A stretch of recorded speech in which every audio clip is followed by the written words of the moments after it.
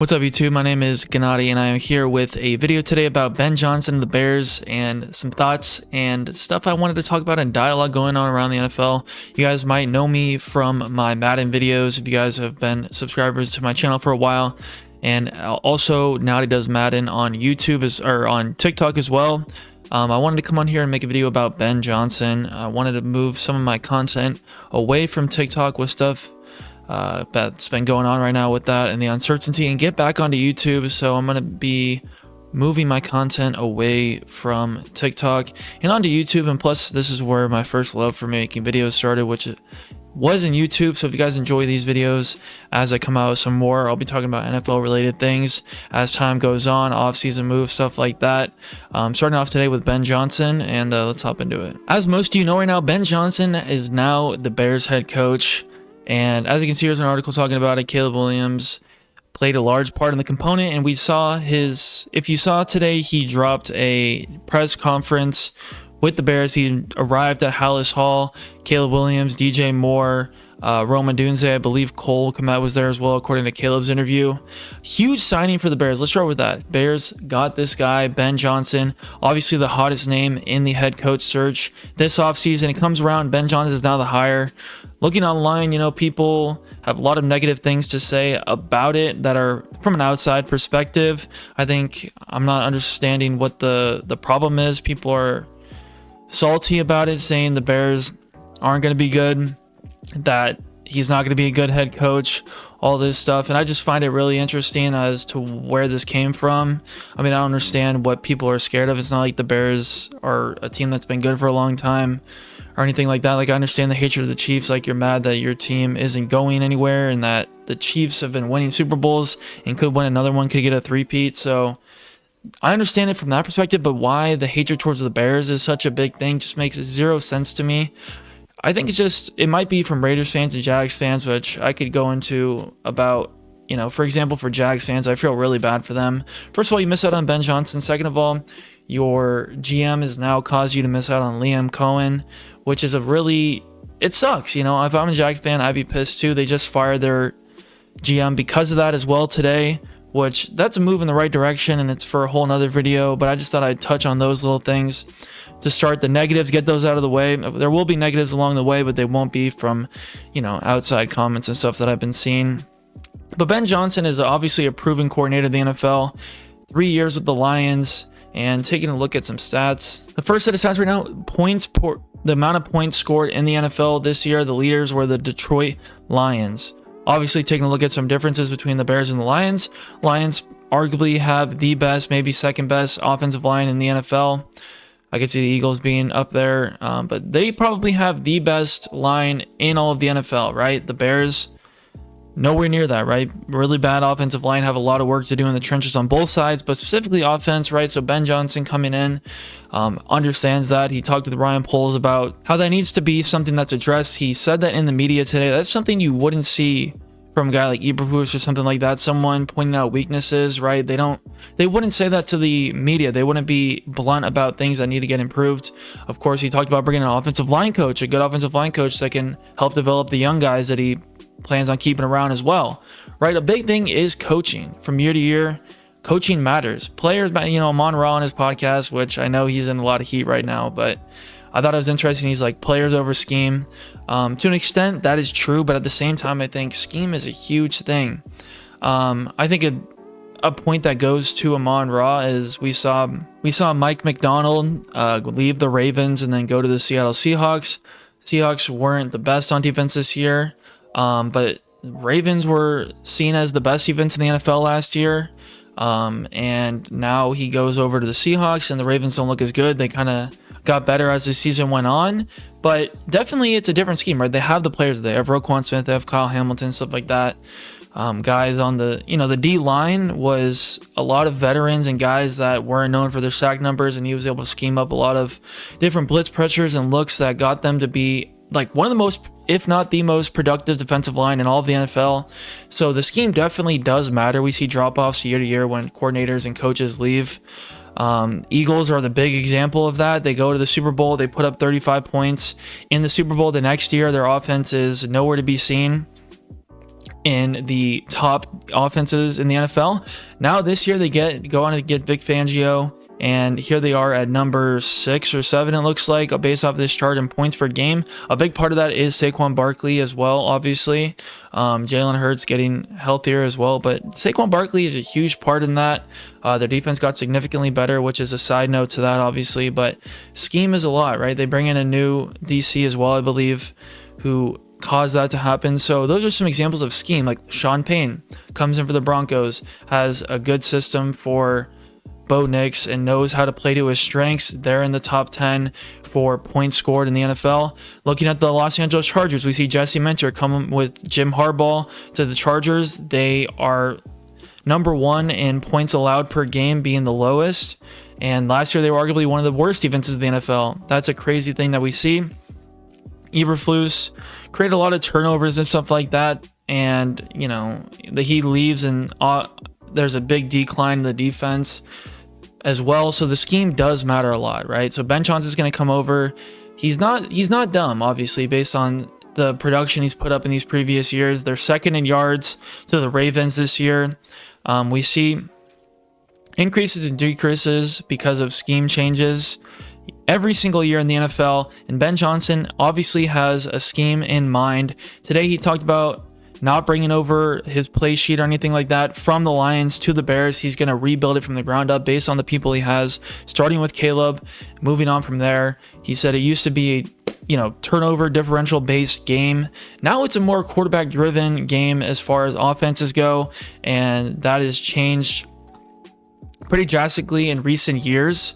So he's not stupid. He understands the stats. He goes and looks at things that are important like that. And as someone who's been a delusional Bears fan in the past, obviously I understand my biases towards the Bears, and I'm trying to take a huge step back, almost be more pessimistic than optimistic until proven wrong, basically, is my whole philosophy with the Bears from now on. This year I went into the year saying, we're going to go 12-5. My rationale behind that was, going into the year, our strength of schedule was deemed to be pretty low. Obviously, that increased as we saw how good our division was this year. No one knew the Vikings would be as good as they were. The Lions obviously were thought to be really good. The Packers were thought to be good as well. But the previous year, and Ben Johnson touched on this, our defense was really good and gave the Lions a lot of trouble. And going into this year, I thought we would do the same thing against the Lions. I didn't realize they'd be so much better, and that our coaching and everything else would be such a dumpster fire throughout the year. And that kind of proved me wrong, obviously. We finished actually opposite of my record prediction. We finished 5-12, which I think is really funny. So going forward, I'm going to have a more realistic view into things. Next year, we have the second hardest strength of schedule. So off the bat, I'm already not expecting anything. I might even expect the same record we had this year. I don't think we have any easy teams we're going to play, really. We play the NFC West, and then we also play the AFC North. Those are two really, really tough divisions. Arguably the two toughest outside the NFC North. It's nice to stand behind the fact that the NFC North, you could say the NFC North is the best division in football after having 3 first-round exits. You can start to make the argument otherwise. I can see those arguments. But still, either way, we have the second hardest strength schedule. There's a lot of work to do. The offseason has only just started. We've made one big move in the right direction. Now it's about the draft season. What can Ben Johnson do with Ryan Poles, and what can they get out of this draft, and what can they do in free agency? We have a lot of cap space. We have a lot of draft capital as well. Who can we get? Will these players make good? Obviously, yet again, it's coaching, right? We've seen quarterbacks in the past, Justin Fields, Mitchell Trubisky. In the hindsight of things, you look at it and say, well, those guys just aren't good quarterbacks. But how much did coaching change the outlooks of their career? Justin Fields goes to the Steelers, looks a lot better in structure, obviously, in a lesser sample size. Still, obviously, it seems like a raw product. Mitchell Trubisky leaves the Bears and arguably looked like the worst quarterback in the NFL after that. I think his career was obviously just declining. It looks like Matt Nagy actually got almost as much as he possibly could out of Mitch Trubisky based off of things that has happened since he's left the Bears.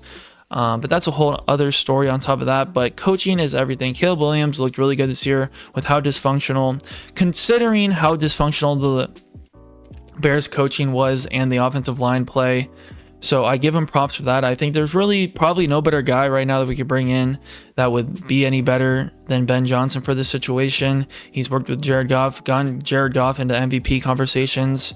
Obviously, the offensive line plays a big part in that. So looking at drafts and stuff like that, looking at the draft this year, what is the correct move for the Bears to make? Obviously, offensive line, defensive line as well is super important. From the stuff I've seen from his interview so far, it seems like he's a guy who is a morale builder. He can get in the building and talk to guys and lead them. He's a leader of men, which I think is the most overused term by the Bears I've ever seen, and something that I don't think they even really knew what they meant, like what a real true leader of men was. The first person that comes to my mind is Dan Campbell. I don't think there's a more prime example of a leader of men in the NFL than Dan Campbell.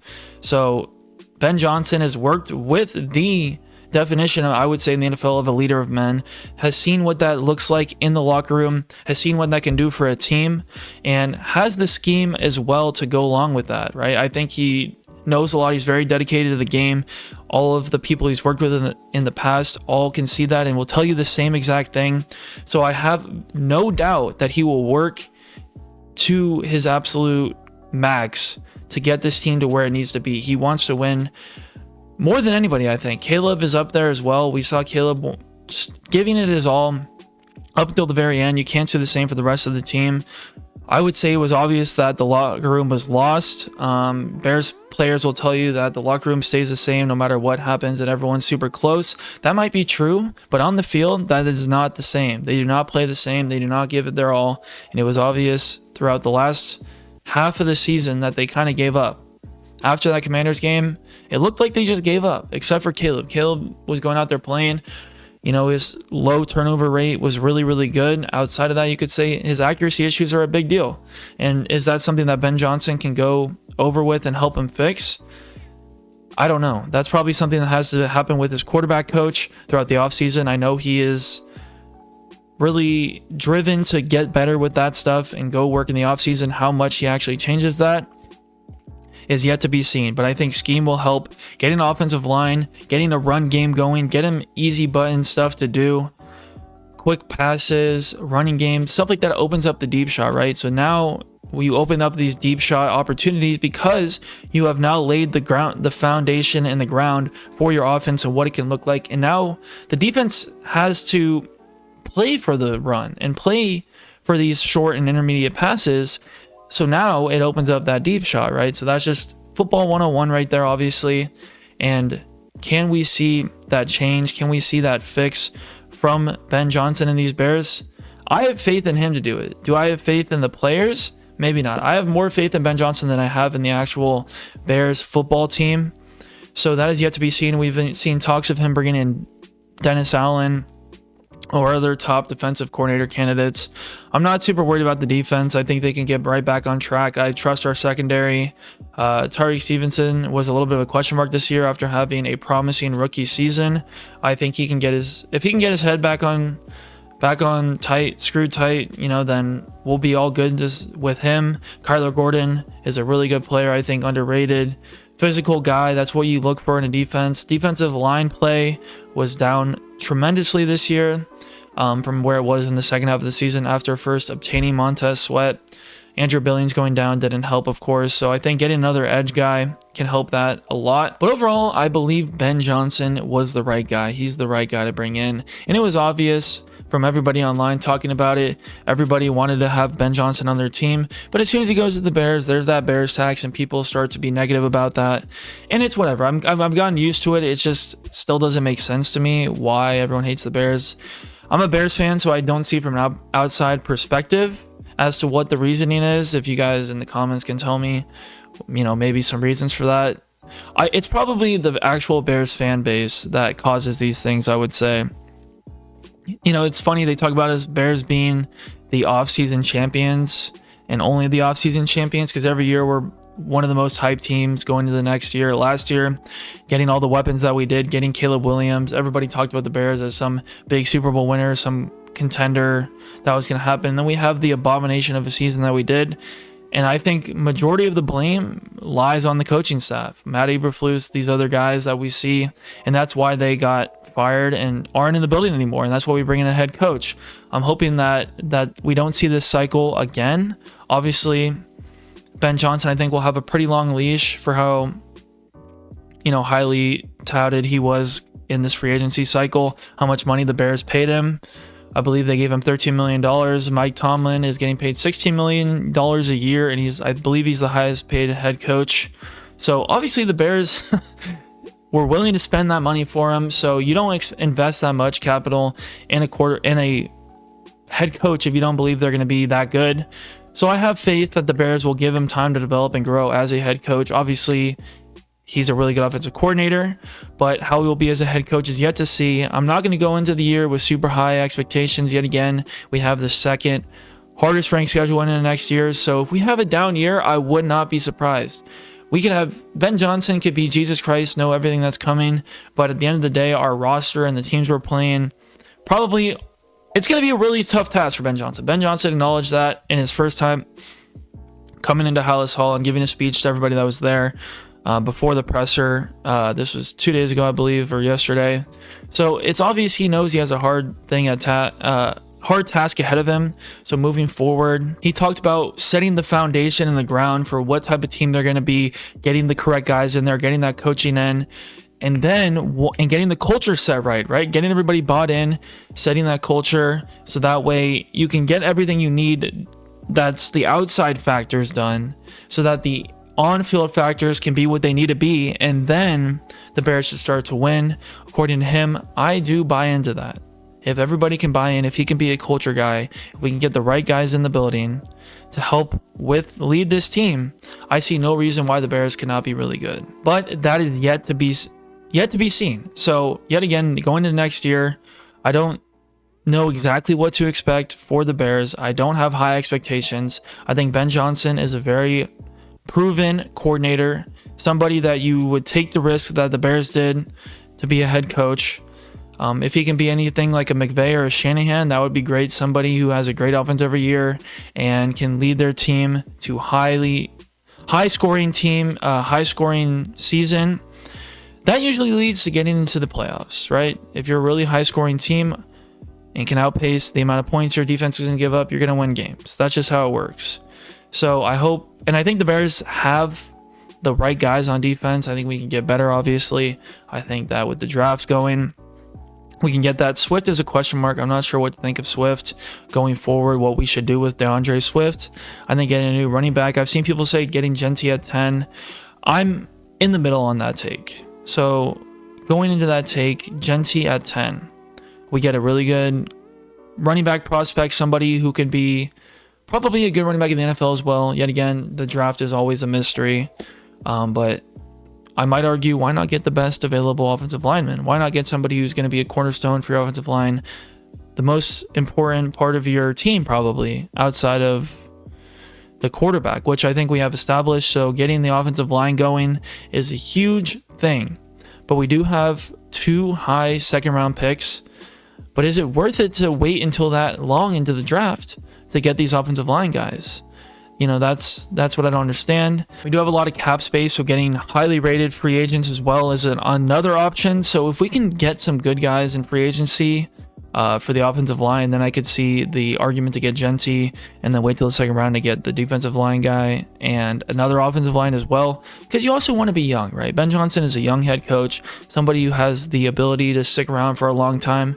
So you want guys younger to be coming into your team, to build them up, to get them more experience, to get them around these guys for a longer time. That builds the locker room, that builds chemistry with the team, and that excels that improves your chances of being successful. We saw that with the Lions. They built their team from the ground up. They got the guys that they needed. They brought them into the building. They knocked the draft out of the park every single year for the 3 years or 4 years that Dan Campbell has been there, and it's turned into this finished product, right? So Dan Campbell built the culture there. He got the guys into the building. He got the coordinators needed, and then we saw the results that they had. Obviously, you could say, Jared Goff might have been the limiting factor in those playoffs, right? We saw 4 turnovers from Jared Goff, maybe. I know there was 4 picks, 3 picks from Jared Goff, 1 from Jameson Williams, another fumble by Goff. So I believe they had 5 turnovers. Turnovers are a killer, right? You want to win the turnover battle in every single game. That gives you the best opportunity to win the game. So overall, I am optimistic for Ben Johnson and his ability to lead a team. Now, what is yet to be seen is, can we get the right guys in the building to help this culture that we're building, to help these schemes that he wants to put in place. He's not stupid. He's going to work through this. He's going to watch the film. He's going to see what our guys can do, what these guys can do, what their strengths are, what plays he can call, what he can do with Caleb at the helm. So these are all things that are question marks, but I don't think that, I think the take is to be in the middle of where most people are right now, right? We see the people on the high end of it, where they're super ecstatic and they think Ben Johnson is an immediate floor raiser, that we're just going to win 11, 12 games every single year, no matter what, now that we have Ben Johnson. I think that's extremely unrealistic, especially with what we're going into next year, competition-wise. And then I think on the other end of it, saying that it's a super negative, saying that we're going to win 5 games again, which, like I said, this next year that could happen, which it wouldn't be Ben Johnson's fault, I don't think. Maybe I'm giving Ben Johnson too much credit. Let's start back there. Maybe let's pull myself back out. Maybe we're giving Ben Johnson too much credit. He's a coordinator, a glorified coordinator. He's not a head coach yet. He hasn't proven anything as a head coach. Okay? Starting there. If he stuck to offensive alone, built this offense up, got them to be a high explosive offense, our ceiling is 5 wins right there. But then we continue to move up and move on and go along with the things that we've seen. And then he starts to build this culture. He starts to get these guys around him. The next year, I'll probably have an easier schedule. We get to the 10-win mark, right? So I think it will be a slow progression of how well this team does and how we progress. Caleb is still a very raw product NFL-wise, and I think it'll take longer than just the offseason to get him into his true form. Of course, he's had the 17-game experience. The first Bears quarterback since, I believe, 2009 to start every single game in the season. So that's already a big step in the right direction for development of Caleb. Obviously, he might have not had the right guys around there, and those reps might have been bad reps, right? There is a good such thing as bad reps. I've played baseball my entire life, and practicing the wrong thing only forms bad habits. Bad habits are not a good thing. So if you want to practice and have constant repetition of something that you want to build and breed into yourself, it's to do the right thing, right? You do the right thing and you build that and take repetition in that. That's the most important thing, right? Building good habits. But reading defenses, no matter if his repetition is bad, reading defenses, seeing how NFL defenses work, seeing what kind of windows he can throw into, tight spaces, stuff like that. No matter what kind of quarterback he is, those are all positive reps. But beyond that, there's still a lot to build. And I think it'll take, like I said, I think it'll take more than the offseason to build those things for Caleb. And then the offense around him as well. Overall, I'm optimistic. I'm not optimistic in the sense that I think we'll have a good record next year. I'm optimistic in the sense that the team will be heading. And until the draft happens, we don't know how good we can expect the Bears to be next year. I think that we should have high expectations for what Ben Johnson can do for the Bears in the long term, not just in the immediate future, but in the long term. I think we should have high expectations for Ben Johnson, but I think we should have low expectations for what we see in the coming year. Overall, those are my thoughts on Ben Johnson and the Bears. I hope you guys enjoy this little bit long form content. It was a little bit all over the place. I'm still working on getting my script down and what I want to say on these videos, but it's just something I really wanted to get off my mind. I know this video might not do too well, but comment down what you guys thought, your opinions on the Bears and Ben Johnson hiring, and some other types of videos you might want to see in the future. And I'll see you guys in the next one. I was the best one. You thinking way back, you should have kept him. You always question all of my methods. I try to hold you down. I just want you. I swear that you don't check your phone. I be pulling in the coupe on my own.